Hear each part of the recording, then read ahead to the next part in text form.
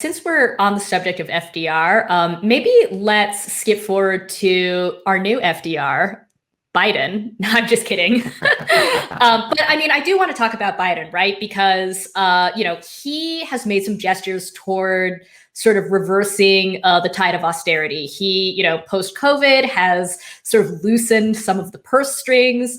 He has inaugurated kind of unprecedented for many decades social spending. I believe he just announced a $6 trillion budget, which of course includes funding for all kinds of things like, parental leave, childcare. Again, programs that sound or look very much like some of the programs that even our friend Bernie was advocating when he was on the stump. So I guess the question is, what do you make of Biden in this moment? Is there, I mean, I know that we're all skeptical of Biden, but is there some kind of promise or some kind of shift that's positive in what you see coming from Biden these days?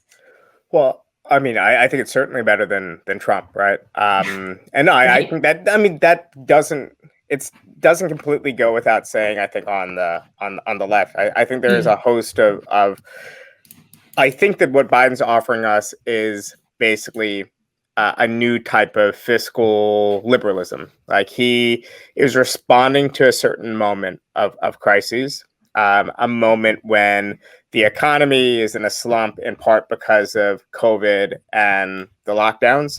And now it's time for a little bit of money to get things going again. And then while we're at it, while we're spending money, let's try to fix these other longstanding social issues. And I definitely think that's progress. And it's a push against a certain austerian logic that I think held within even the Democratic Party for a period in the 80s and 90s. Biden himself was leading the charge, a bipartisan charge, with him and basically a bunch of Republican senators pushing for hard entitlement reforms in the 1980s. He even used that rhetoric as recently as during the Obama administration when he was vice president. Now it seems like we're past that type of austerity, or at least that's not on the table today. But I think what Biden's offering is more money, not necessarily anything structural. So if you look at his main structural priorities, the things he said he would get done to improve the economy in the long run in some sort of very serious way for working people, the PRO Act, which hasn't passed, and a $15 minimum wage. So in a country without centralized bargaining, a $15 minimum wage is kind of the way we do our centralized bargaining.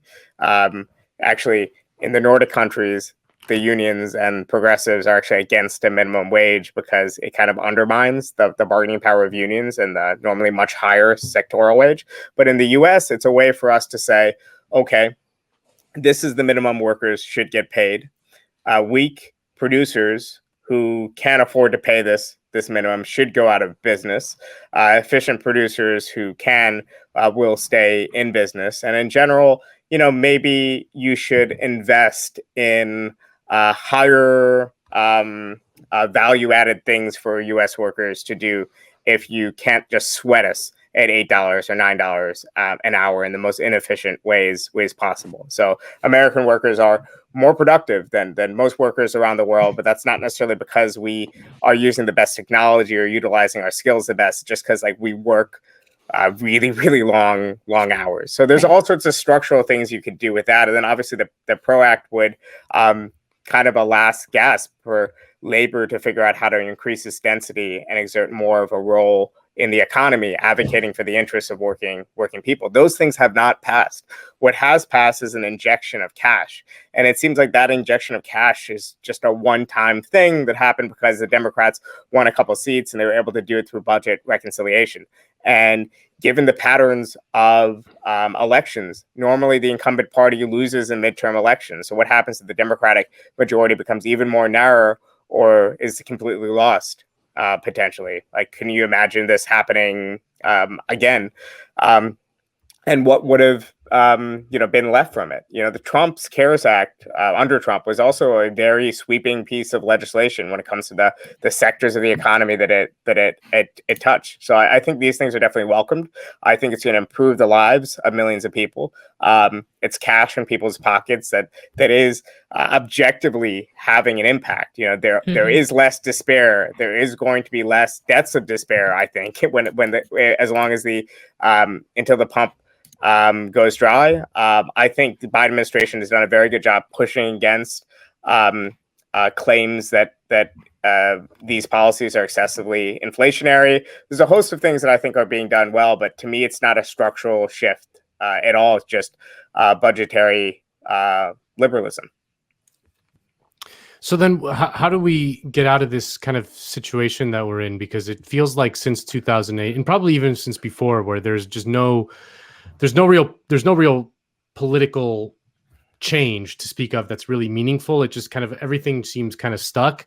And then since 2008, we've been living in this kind of very strange, prolonged economic crisis. I mean, we have this weird situation now where there's like all these bubbles all over the place, it seems like, and when they eventually pop, they're probably going to be the government's probably going to step in and bail everyone out. But like seems like we're in a kind of both stuck but also in a perpetual state of crisis, and it feels like no one's heart is really in it, like that no one really believes the system anymore.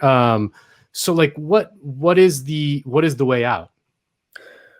Well, I would say that I think there's a sense of crisis. There's a sense of crisis in part because for working class people, life really hasn't been getting much better in a relative sense. But at the level of the economy as a whole, I actually think the U.S. is a growing, dynamic economy that's incredibly productive and still profitable and still has a lot of room left to go. And I don't mean that to be a cheerleader for the U.S., because what I'm actually saying is that spoken like a true small business owner. Yeah, right. All we need is a little bit of help, to get the government off my back. But you should see our water bill here at the Jacobin office. Actually, the favored candidate of some parts of the left had a little scandal where she bribed a New York City water official about a decade ago. And hey, I can understand. I wouldn't do it, but I can understand. But no, I think that the thing is the economy is working, but the economy working doesn't benefit the majority of people in that economy necessarily, right? At some level it does, because if it wasn't doing well and your firms were out of business or weren't profitable enough to stay in business, then there'd be more unemployment, and that would be a social disaster for everyone. But workers need the ability to bargain for higher wages. And right now, temporarily, we're finding a way to do it just because of unemployment benefits and because of money from the government and stimulus, allowing more people, and in general, fairly low unemployment rates or very low unemployment rates, allowing people to say F off to bad bosses and try to find new work. But we need this in a more institutional way. We need this at a structural level. We need stronger trade unions in this country. But besides for that, I don't really have a doom and gloom perspective on the U.S. And yes, there are lots of different bubbles. I think the housing bubble seems like it's becoming one of them. There's obviously the rampant speculation in crypto and things like that. I think that in general, though, when we think about capitalism, instead of looking for crises, like I think Marxists traditionally do, I tend to think about how stable the system is and the mechanism of that system's stability. So crises are more the exception than the rule, and also mass collective action and workers' movements and workers being successful, trying to push against the imperatives of capital. Those are the exceptions rather than the rules, because everything is stacked in favor of capitalists. Capitalists, of course, need our labor, working class people's labor collectively. But as individuals, we need our grocery money more than any capitalist needs our labor. And it's that asymmetrical dependency that I think is really the key feature our life. And that's why even as the economy grows, even as the world and the country becomes more prosperous, things feel so awful because of that precarity underlying the lives of each and every working people. And even if you think you're middle class and you think things are going well, you're just one or two missed paychecks away from, utter despair and destitution. And in most places in the country, you could be served an eviction notice like that, 6-7 days after you're late on your rent. You just don't have these rights and you don't have the safety net. And again, for leftists, I think, who look at FDR or look at the safety net and see it as a mixed blessing, let's say, because it's stabilizing the system that we want to destroy. I mean, it becomes very difficult to have an agent that will destroy the system if that agent is so worried about survival on the day-to-day. Workers who are facing unemployment do not revolt, and they don't have the capacity to revolt. It's not because they don't like their situation. But I guess that brings up another question, which is social democracy stable? I think that social democracy is inherently unstable in the sense that what social democracy does is it gives workers more and more power to make wage demands and eventually demands over working conditions. But it does so in an economy that's still fundamentally dependent on private capitalist investment. So at some point, if you're a Swedish capitalist, you could say, all right, in the 40s and 50s and 60s, I'm liking things in Sweden, or I'm okay with things in Sweden. I have to deal with these powerful unions, but in general, I have more industrial peace. So there's less strikes than the UK and France. So I might be making less money year over year than I would in the good years in those other countries. But at least it's steady and it's stable and it's better than nothing. But what happens when the workers start making demands that go beyond, that changes your ability to manage, your ability to restructure production? What happens when you're hit by global crises and you're trying to figure out your profitability is declining, yet at the same time the wage demands are the same, or if even going higher? Does it make sense for you to double down and invest whatever profits you have into expanding production? Or does it make sense to just hold on to your money until climate changes, or maybe invest overseas or somewhere else? So I think there is this inherent instability. And I think there's always the risk of going too far for capitalism, but not far enough for socialism. It's inherent in social democracy. I think we're very far in the United States from reaching the structural limits of social democracy. And also, I think that the social rights that were won, capitalists have found it very difficult to decay them in places where they were won. So even though we might have seen less new welfare rights being constructed in European social democracies or in welfare states across the world, in Japan and elsewhere, after the 1970s and early 80s, what rights were won, capitalists have found it very hard to erode. And in part because of the aging population of a lot of these advanced capitalist countries, they're in fact spending more a percentage of their GDP on social welfare than at previous points in history. Of course, I don't mean to say the social democracy is stronger now, like Lane Kenworthy and some others might, than it was in the 1970s and early 80s. Because of that fact, I think it's far weaker, and the bargaining power of workers is far weaker. I'm just saying that it's not fully like Sisyphus, and that's how Rosa Luxemburg described reforms under capitalism. The boulder goes down, but it doesn't go down all the way. The real question is, how do we then renew the fight for more expansive demands? And I don't think we have to go through the whole process of slowly, at the same speed, rolling the boulder up the hill. I think there's going to be certain moments of revolutionary feelings, of changes in consciousness, when people can make huge advances in a short period of time. But I do think that if you do not have the class power to give people Medicare for all and a $15 minimum wage, and you can't figure out how to organize workers behind those popular demands, then we won't have the class power to think about ownership of the means of production and those sorts of questions. So they definitely go hand in hand. And I'm definitely all for putting forward those questions of ownership and democracy sooner. But to me, the roads aren't the same. I once used this analogy, actually didn't go well, but I'll try it again. Where it's like you're on a football field and and social democracy got the ball to the 30-yard line and was inching closer to the red zone, but decided to kick a field goal on like a 4th and 1. But it's socialism is a touchdown, but it's the same field. It's the same field, this is the glory of this is live television, guys. Yeah. When continuing that analogy, was there ever a moment when it looked like social democracy could, throw a 30-yard pass into the corner of the end zone and get the full 6 points? And if not, why did they kick the field goal?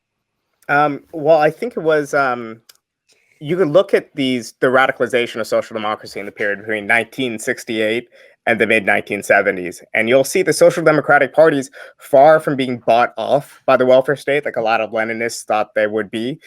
These social democrats were actually emboldened, and young workers and students and others were really fighting to question the perimeters of the system. So in Sweden, part of this grand compromise in which the employer federation, which is a highly centralized body and kind of the parallel body to the LO, the trade union association, ended up breaking the compact that said that, you'll have to submit to this new regime of accumulation, but we won't bother you your right to manage on the shop floor. Young radical workers started breaking that compact and started pushing for industrial democracy in 68 onward. And in order to solve both a practical economic crisis that was growing and also for ideological reasons, there was the attempt to create these wage earner funds that would slowly use workers' earning power, what they were earning at their firms, and would give them a percentage of their firm every year until some point in the future, maybe 15, 20 years, they would become majority owners through these wage earner funds controlled by the working class itself of their firms. So it was an attempt to enact the transition from social democracy to socialism, which was, of course, thwarted. I think the largest strikes in Swedish history, largest mass demonstrations, wasn't against the Iraq War or anything else. I think it was in the early 1980s, and it was against the Meidner Plan. So for various reasons, they lost the middle class. They lost some of the white-collar trade unions behind this, too. There was a big propaganda offensive against it. That was a step too far. But there was a similar radicalization across social democracy. The youth wing of the German Social Democratic Party in the 1970s, which by then had become a very conservative party, swung way to the far left. There was obviously May 68, but even after that, the Common program of the French socialists and the French communists, which took power in the early 1980s, was quite radical. The Greek left took power around then. The fight for democratic rights in places like South Korea and Spain and Portugal all had wings that were fighting for that to be also part of a socialist transformation too. So you have this period of intense radicalization. And what the third way social democrats did, I think this is crucial for people to remember. Sometimes when we think about third way social democrats, we think about Gordon Brown, we think about Tony Blair, and we're like, these are odious, disgusting people. They're personally, weak or whatever else. And I think in the case of Tony Blair, it's basically right. Gordon Brown, I have a small soft spot for because he was once at least a good trade unionist, and he has a Scottish accent. But Tony Blair, horrendous guy. Not a fan of the show.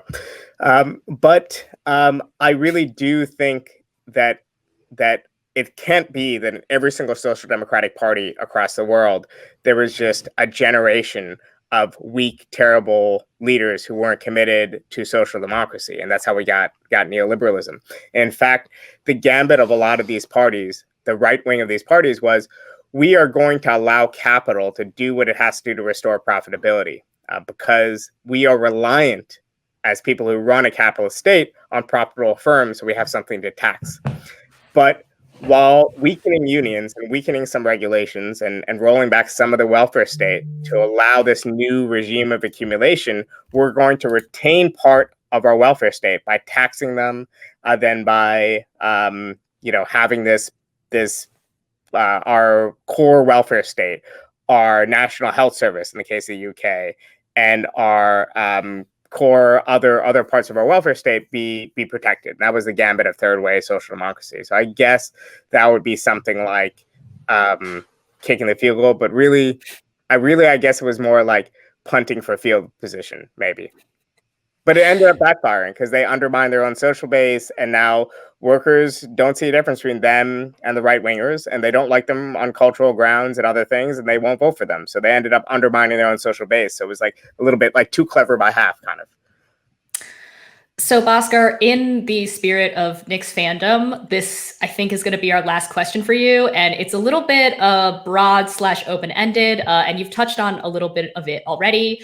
But I want to know what you think a successful or a successful transition from social democracy to socialism could look like. And then maybe a follow-up question. Kale reminded us that the late, great Leo Panitch said, at one point that in the 21st century, it might be possible or even necessary to just skip over social democracy and move towards something approaching socialism. What do you make of that? So on Leo's question, I would say that I think it's necessary. And I had a great long interview with Leo from January of 2020, and we got to some of these questions. I think it's necessary for us to immediately bring up questions of ownership and democracy right away. So I think under social democracy, we need to be pushing for worker co-ops. And I know participatory budgeting is kind of like a liberal, ridiculous thing, but the concept of having more active public involvement in assemblies about the economy and about how money is spent and what the public sector does with its money and all sorts of other questions, I think is really important. So I think we need to incorporate this plank, and we need to foster this kind of activity in civil society, and we need to use this as a measure to fight against the bureaucratization of our parties. Ultimately, a lot of these social democratic parties became incredibly parliamentarian and incredibly electoralist, and they end up undermining their own social base and demobilizing their rank and file. So their most talented members of the rank and file just were trying to get government jobs, not necessarily for bad or opportunistic reasons, but just because that was their avenue to politics. And workers were basically just told, yeah, thank you for building this movement and this party. Just come out and vote every couple of years for us. That's your role. So you lost some of that richness and that depth and that rootedness in civil society. So it used to be if you went to a working class area really anywhere across the advanced capitalist world, you knew that area was an area generally voting for either a center left or a far left party. If you were in the streets of Bologna, you would be like, okay, this is the working class. This is a working class area. These are the major industries that employ these people. And these people are either voting for the Italian Socialist Party, the Italian Communist Party. Maybe some of them are Christian Democrats, but that's a minority. And for those of us on the radical left, it would be easy for us to say, okay, well, we are revolutionary socialists. We just need to convince these people who are committed programmatically to a slow, cautious road to socialism to take the leap and join us in a radical rupture towards socialism. It was very easy. I think our task is a bit more elementary. We need to reconstruct that working class culture and sense of being and connection to politics. So we need to have this rootedness, and our project is a project of class reformation. Now, the way I think you go about this process of reformation is organizing its activism, and I think it's broad-based demands around our most popular issues, like a job guarantee, like Medicare for all, like a host of other things. So I think you need to lead with the social democratic demands. Now, once the party takes power, I definitely hope we can pursue a more radical road than the road of just 50 years of somewhat halting advance. And I hope that we can look for ruptures, but yeah, I don't think the social democratic demands part can be skipped. And I think actually talking to people and talking about what they want and how they think politics can improve their lives is really, really important for us. And that's why I'm both a socialist who spends a lot of time thinking about Tanzanian farm collectivization and Soviet democracy That and was the my early next Soviet question. Union and whatever else. But I also Funny think about you- Medicare for all. You know, I think Medicare for all is our route to Soviet democracy. Though I'm sure this will be clipped and used one day by someone on the right. I just want to know what's going on with Tanzanian farm collectives. It didn't work out well, but we'll get the next Okay. time. We'll get the next time. Okay. Next time. No mass famine. Cool. No mass famine, though. There's been worst examples of socialist collectivization, but we'll leave that for the after hours. Maybe we have a Patreon, right? So stay tuned for that. Yeah.